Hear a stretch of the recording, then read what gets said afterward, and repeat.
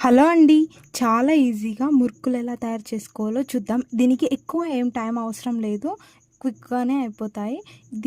బియ్యాన్ని మనం మంచిగా వాష్ చేసుకొని ఒక ఓవర్ నైట్ మాత్రం సోక్ చేయాలి. మార్నింగ్ లేవగానే ఇలా వాటర్ బాయిలింగ్‌కి పెట్టి అందులో ఉప్పు అండ్ నువ్వులు వేసుకొని ఇంకొంచెం బాయిల్ అవ్వనివ్వాలి. తర్వాత మనం నానబెట్టిన రైస్‌ని వేసేసి మంచిగా కలుపుకోవాలి. ఇలా మిడిల్‌లో తీసి ఇంకా కలుపుకుంటూ ఉండాలి అడుగు పట్టకుండా. అండ్ అన్నాన్ని ఇలా ఆవిరికి పెట్టి ఉంచాలి. దీన్ని మొత్తం మనం పేస్ట్ లాగా మెదుపుకోవాలి.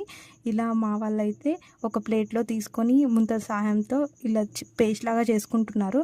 తర్వాత ఇలా ఒక క్లాత్‌ని పరిచి దానిపైన మురుకులు గొట్టంలో పేస్ట్‌ని వేసేసి మురుకుల్లాగా ఇలా రౌండ్ మురుకులు షేప్స్ అయితే ఇచ్చుకోవాలి. ముందు వేడిగుందని ఒక క్లాత్ తోటి పట్టుకొని వేశారు. తర్వాత ఇట్లా నార్మల్‌గానే వేసేసారు. ఇది డే మొత్తం ఎండనివ్వాలి.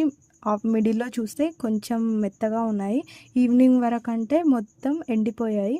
సో, వీటిని మనం ఫ్రై చేస్తే ఎంత బాగా వచ్చాయో అసలు. దీనికి ఎక్కువ టైం ఏం అవసరం లేదు. 1 డేలో అయిపోతాయి. మీరు కూడా ట్రై చేయండి. మీకెలా వచ్చిందో కామెంట్ చేయండి.